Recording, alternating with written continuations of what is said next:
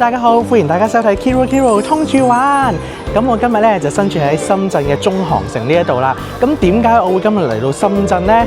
冇錯啦，大家睇下嗰邊，噔噔噔噔，就係呢個數碼暴龍嘅深圳 Pop Up Store 啦。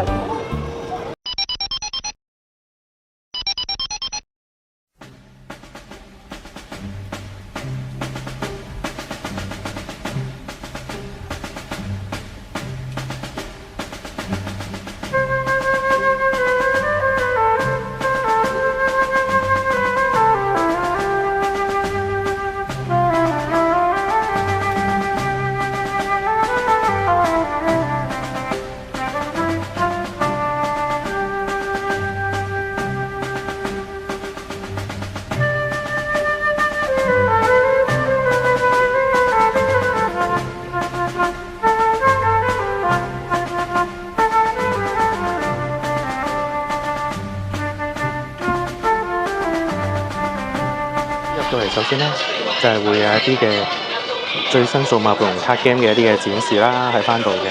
哇，其實呢啲卡咧，同我哋以前細個年代玩嗰啲卡咧，好唔同。而家呢啲卡我已經唔知道係點樣玩嘅。不過睇落去都好似好靚。啊，呢個咧系列係 Bandai 新出㗎，好靚喎，好靚。佢哋全部每一個咧都有個幼年期喺度隔離嗰度，好似個波咁樣跟住㗎。但係咧已經賣晒啦 ，so sad。我本身諗住今日嚟係買呢一款㗎，好可愛咯。哇，尤其是係巴達獸，咁大個隻歌獸喺度嘅，搞笑。哇，至於呢一款咧，如果大家有睇過數碼暴龍01嘅話咧，應該就會知道係咩嚟。如果有睇小丑王嗰集咧，大家都知全部人都變咗好似小丑王手上嘅公仔，不得了。之前應該冇出過呢一種。跟住呢一個我記得 Premium Bandai 之前出過嘅，有黑戰鬥暴龍獸同埋機甲龍獸。呢個咧就係新出嘅，好似係唔知某一間內地嘅玩具公司出嘅。喂，但係又係售罄喎，搞唔掂。即係今日想買嘅其實好多都售罄喎，因為咧神聖天使獸其實咧好少可有官方嘅周邊係有佢嘅，所以其實一出咧應該好受歡迎先係嘅。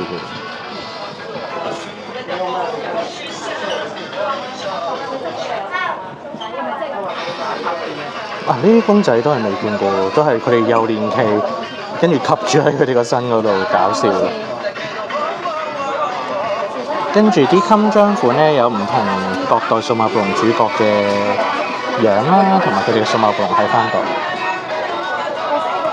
哇！呢個好可愛喎，呢個係一個暴龍機嘅 tote bag 嚟喎。不過後邊係簡體字就好似麻麻嗰啲，但係佢個容量都好大個。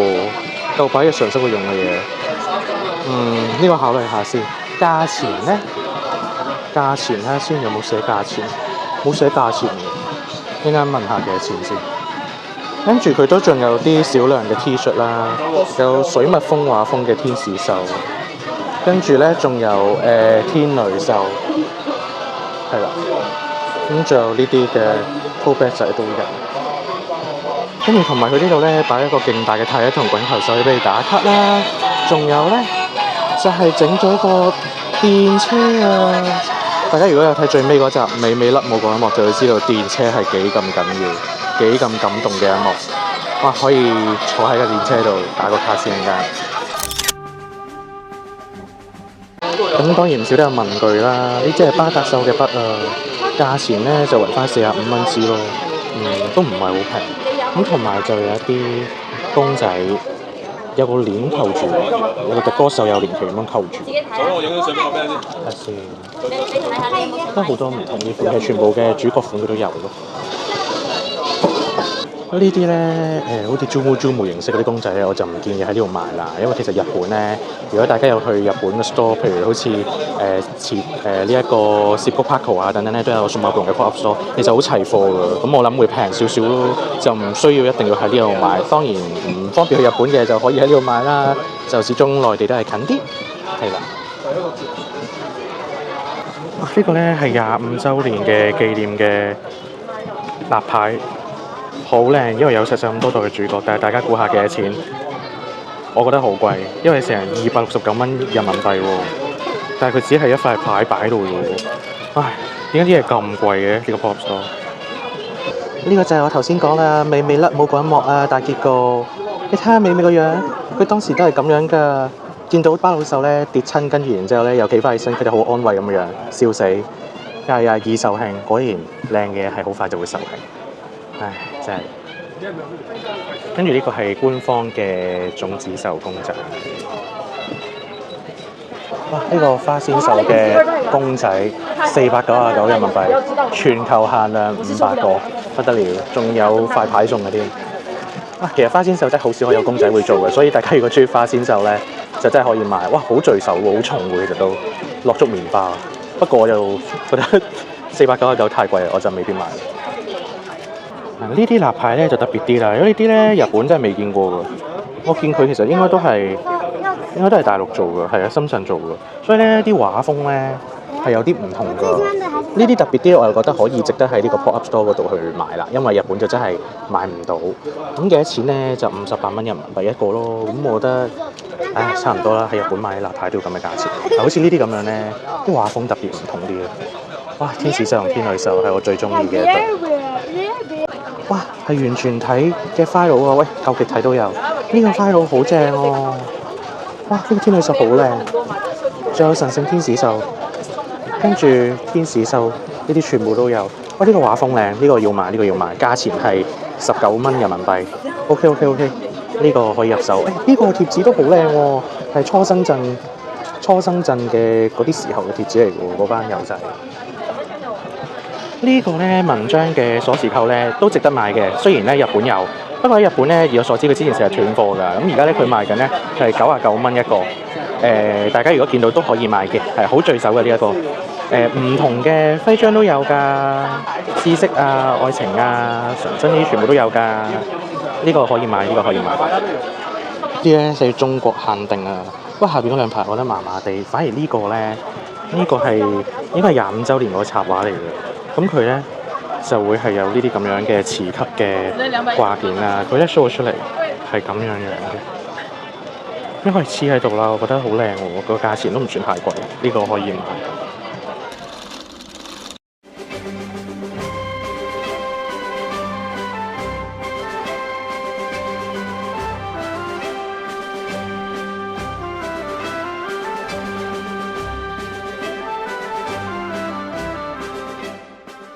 好啦，話咁快，我哋咧就翻到嚟香港呢一邊啦。咁咧，我都首先講翻我嘅感受先啦。咁其實呢一個 pop up store 咧，比我想象中其實個規模真係細好多嘅。咁如果比較翻我上次去史卡哇海港城個 pop up store 嚟計嘅話咧，其實個面積咧應該咧就淨係得1/4個史卡哇 pop up store 咁多嘅啫。咁所以咧，其實咧如果你唔係話咁仔細去到睇佢啲貨品嘅話咧，你就可能好快咧5分鐘你都可以走得出去噶啦。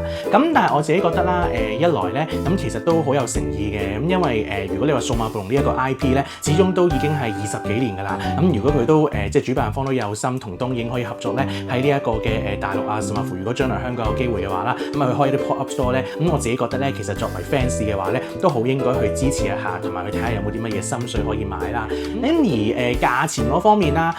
坦白地說啦，今次呢個 pop up store 咧，咁其實真係有好多貨品咧係喺日本係見唔到嘅，因為有好多咧都係譬如係中國限定啦，甚至乎係Made in China，而喺日本嗰度根本都可能未上架嘅一啲嘅款式嘅周邊啦。咁呢一個 pop up store 都有嘅。咁不過喺個價錢上面嚟講咧，你如果話化翻 yen 咧，咁某一啲 Made in China 嘅 product 啦，佢仲貴過一啲 Made in Japan 我哋去日本買嘅一啲周邊產品。咁所以我自己覺得就係咪真係咁抵咧？所以我其實今次都有啲猶豫嘅。咁一陣間咧都會同大家開箱啦，究竟我今日買咗啲乜嘢周邊嘅產品啦？其實可能大家都會失望嘅，因為坦白地說啦，我唔係買咗好多嘢嘅啫。嚴格嚟講咧，咁我淨係買咗2個 item 咁大把嘅。咁不如都事不宜遲，同大家開箱咗先。第一樣嘢，呢一個咧就係阿猛啦同巴達獸crossover 啦，應該咁講係着咗巴達獸嘅睡衣啦。咁然後咧佢係一個咩嚟嘅咧？佢其實係一個咧影相嘅啲打卡棍嚟㗎。我唔知大家有冇見過呢類嘅產品啦。其實譬如咧慈禧卡哇咧都有出過呢類嘅產品嘅。咁啊方便咧有一啲人譬如話啊，我想咧即係動漫人物可以同我最中意嘅風景或者嘢食等等去到一齊合照咁樣嘅。咁其實就可以咧將佢呢一個自拍棍啦，我哋叫做咁就可以攞出嚟影相啦。雖然係有少少獨獨地啊，咁但係我自己覺得都好中意嘅，因為之前我印象中係未出過數碼暴龍有呢一樣嘢啦。咁仲要係啱啱着住巴達獸嘅衫啊，咁所以我覺得呢一個抵買。價錢嚟講，呢一個係20蚊人民幣啫。咁20蚊咁當留個臉都好啊，係咪先？唔算過分嘅，我自己覺得。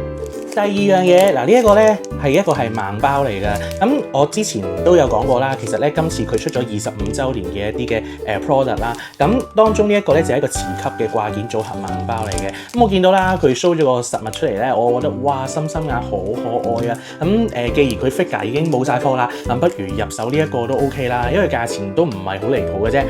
佢就39蚊人民幣一個咯。咁我覺得尚算合理嘅，以一個新嘅 illustration 嘅產品嚟講。咁好緊張啊！想同大家咧即場去到去開箱呢3個盲包啊！哇！我許個願先，首先開箱之前，我想要阿媽啦，我想要小光啦，或者美美都 OK， 但係我唔想要光子郎，我唔想要阿象，我唔想要阿空。如果係太一同阿和，我都叫做可以接受啦，好冇？好，咁我哋事不宜遲，開箱第一個先。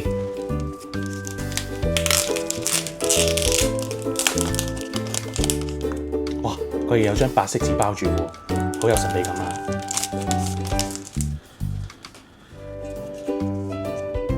大鑊，藍色嘅大鑊，大鑊嚇！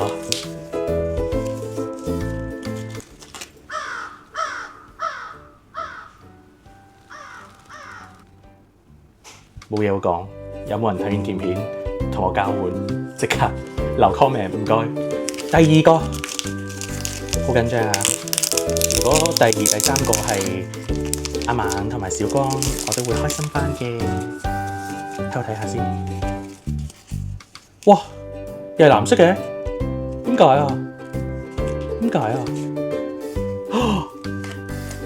係美美啊 ！OK， 我都收貨，因為美美係我 third choice， 所以當中咗1/3啦，好冇？咁得翻一個機會啫喎，咁我一定要阿曼啦。如果係咁，因為如果阿曼同埋小光，我會比較 prefer 阿曼喎，因為我中意巴達獸多啲啊。緊張，好緊張。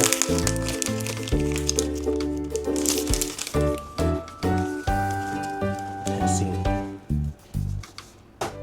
咦？哦，其實佢個 background 都係藍色嘅，開到第3個先知道個 background 係藍色。逐格褪先，